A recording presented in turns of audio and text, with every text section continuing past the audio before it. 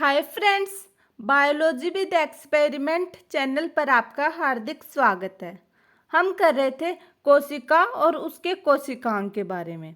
आज हम नेक्स्ट कोशिकांग देखेंगे, सेंट्रोइल, या जिसे हम तारककाय भी कहते हैं। सबसे पहले तारककाय या सेंट्रोइल सेंट्रोजोम की खोज किसने की? वॉन वेडन ने। कब की इसकी खोज? 1887 में। अब हम इसकी संरचना देख लेते हैं, कैसा दिखता है। ये जो सेंट्रोजोम या तारकाय होता है, इसमें दो सेंट्रोइल आपस में मिलकर 90 डिग्री एंगल पर जुड़े होते हैं। किससे? इंटरकनेक्टेड फाइबर से। जैसे दो, एक तो ये सेंट्रोइल हो गया और दूसरा ये, आपस में किससे जुड़े हुए हैं? इंटरकनेक्टेड फाइबर से।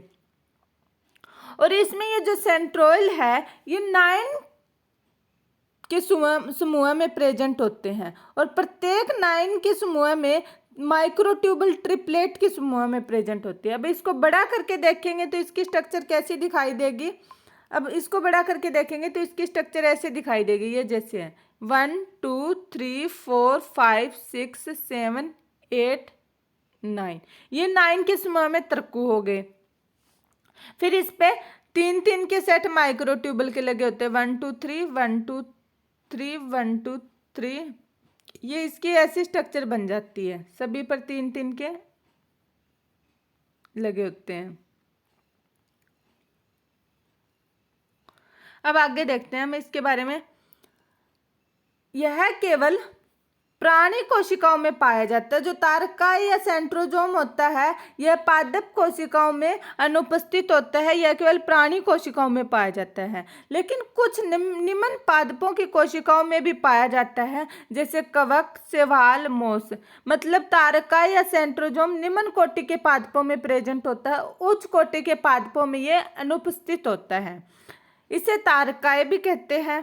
तारकाय पर झिल्ली का आवरण नहीं होता। मतलब क्या हो गया? ये क्या है? सेंट्रोजोम या तारकाय। इस पर ये जो भराव झिल्ली या मेम्ब्रेन, प्लेज्मा मेम्ब्रेन कहते हैं, ये क्या होती है? एब्सेंट होती है, अनुपस्थित होती है। हम इसके फंक्शन देख लेते हैं। तारकाय के कौन कौन से फंक्शन है या क्या क्या कार्य है? कोशिका विभाजन में सहायक होता है। जो अपना तारकाय या सेंट्रोजोम है, ये कोशिका विभाजन में सहायक होता है। और कोशिका विभाजन जिस कोशिका या ऑर्गन या अंग में होगा, उस अंग की रीजनरेशन पावर सबसे ज़्यादा होती है। जैसे एग्जांपल लेते हैं हम लीवर का। लीवर की क्या होती है? रीजनरेशन पावर सबसे ज़्यादा होती है। जब लीवर खराब होता है या फिर इसे किसी वजह से चोट लगती है, इसकी कोशिकाएं कोई कारणवश डैमेज हो जाती है, तो ये अपने आप को जल्दी रिकवर कर लेता है, क्योंकि इसमें कोशिका विभाजन सबसे ज़्यादा होता है। तो सबसे ज़्यादा जहाँ कोशिका विभाजन होगा, वहाँ पे सेंट्रोजोम प्रेजेंट होगा।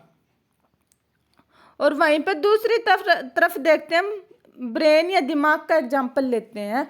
इसमें क्या होता है? कोशिका विभाजन बहुत ही कम होती है, क्योंकि यहाँ पर सेंट्रोजोम अनुपस्थित है। ब्रेन में सेंट्रोजोम क्या होगा?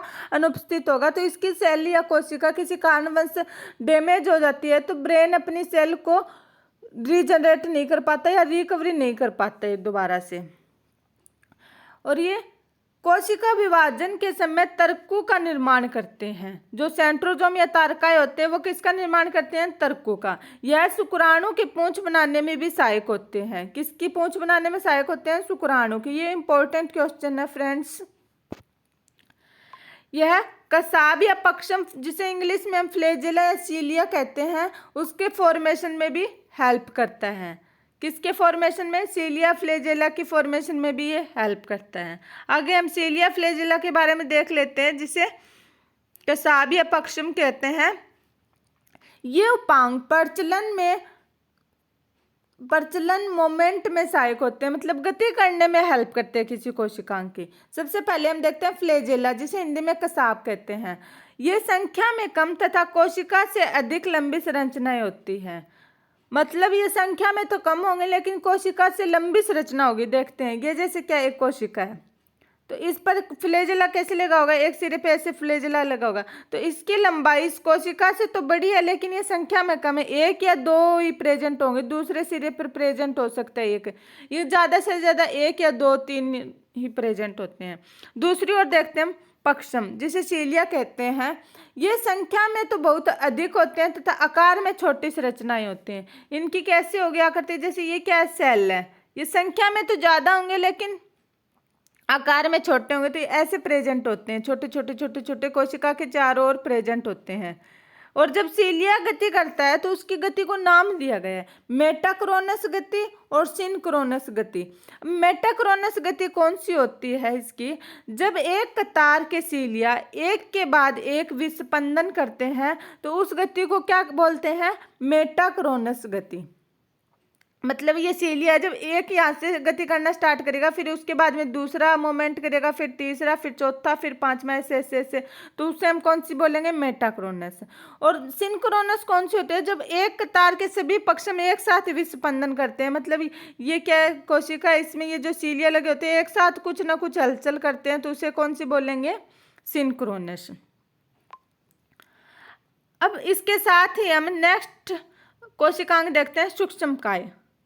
फ्रेंड्स, इसको देखने से पहले मैं आपको बोल दूं, अगर आप पहली बार मेरे चैनल की वीडियो देख रहे हैं तो प्लीज़ चैनल को ज़रूर सब्सक्राइब करें। आपके हर एक सब्सक्रिप्शन से हमें मोटिवेशन मिलता है और अच्छी अच्छी वीडियो बनाने का मन करता है। नेक्स्ट हम देखते हैं सूक्ष्मकाय। नाम से पता चल रहा है सूक्ष्म होगा तो इसकी आकृति क्या होगी, बहुत ही छोटी होगी। इनको हम सूक्ष्मदर्शी की हेल्प से ही देख सकते हैं, बगैर सूक्ष्मदर्शी की हमें दिखाई नहीं देते। अब ये इसकी संरचना देख लेते हैं, जिसे इंग्लिश में क्या बोलते हैं, माइक्रो बॉडीज। इसके चारों ओर क्या होती है, ब्रहा झिल्ली। ब्रहा झिल्ली का आवरण है, इसमें लिपिड परत होती है और क्रिस्टलाइन कोर होती है। इसके अंदर क्या प्रेजेंट होते हैं, एंजाइम। अब एंजाइम प्रेजेंट होंगे तो ये किसकी भांति कार्य करेगा, लाइसोसोम की भांति।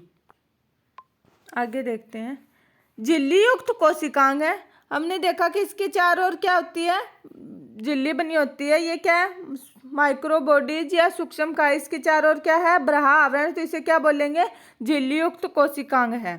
अंतरपरद्रवी जलिका द्वारा बनते हैं। हमारी ये क्या है, सेल लाइक। इसमें जो इंडोप्लाज्मिक रेक्टिकुलम प्रेजेंट होती है, जिसे हम हिंदी में अंतरपरद्रवी जलिका कहते हैं, छोटे छोटे वेजाइकल रिलीज करती है, छोटे छोटे। इनमें से एक क्या होता है, माइक्रोबॉडीज या सूक्ष्मकाय भी होता है। तो इसको कौन रिलीज करता है, अंतरपरद्रवी जलिका। सूक्ष्मकाय में एंजाइम उपस्थित होते हैं और इसी की वजह से ये लाइसोसोम की भांति कार्य करता है। अपना जो सूक्ष्मकाय होता है ये 3 प्रकार के होते हैं। कौन कौन से, प्रोक्सीजोम, ग्लाइकोक्सीजोम एंड स्फेरोजोम। अब हम सबसे पहले प्रोक्सीजोम के बारे में देखते हैं। प्रोक्सीजोम है, यह पादप और जंतु दोनों कोशिकाओं में पाया जाता है। मतलब ये प्रोक्सीजोम होगा तो पादप और जंतु दोनों कोशिकाओं में प्रेजेंट होगा। यह लाइसोसोम की भांति कार्य करता है। यह पादप कोशिकाओं में प्रकाश संश्लेषण की क्रिया में भाग लेते हैं। जब ये पेड़ पौधों में प्रेजेंट होगा तो किस में भाग लेगा, प्रकाश संश्लेषण की क्रिया में। प्रकाश संश्लेषण की क्रिया होती है पादपों में, तो कौन कौन से इसमें कोशिकांग भाग लेते हैं, एक तो माइटोकॉन्ड्रिया, दूसरा लवक और तीसरा प्रोक्सीजोम। ये तीनों कोशिकांग मिलकर के कौन सी क्रिया संपन्न करते हैं, प्रकाश संश्लेषण की। जंतु कोशिकाओं में ये लिपिड मेटाबॉलिज्म में सहायक होते हैं। पादप कोशिकाओं में तो प्रकाश संश्लेषण की क्रिया में भाग लेते हैं और जंतु कोशिकाओं में ये किसके लिए सहायक होते हैं, लिपिड मेटाबॉलिज्म में सहायक होते हैं। नेक्स्ट हम देखते हैं ग्लाइकोक्सीजोम। ग्लाइकोक्सीजोम है, यह केवल पादप कोशिकाओं में पाया जाता है और जंतु कोशिकाओं में क्या होता है, अनुपस्थित होता है। यह फैटी एसिड में उपस्थित होता है। फैटी एसिड कौन से होते हैं, जिनसे हम तेल निकालते हैं, जिनमें वसा की मात्रा ज़्यादा होती है। इसमें हम एग्जाम्पल लेंगे अरंडी का, मूंगफली का। नेक्स्ट देखते हैं स्फेरोजोम। स्फेरोजोम है, यह केवल पादप कोशिकाओं में पाया जाता है। यह भी सिर्फ और सिर्फ पादप कोशिकाओं में पाया जाता है और जंतु कोशिकाओं में क्या होता है, एब्सेंट होता है।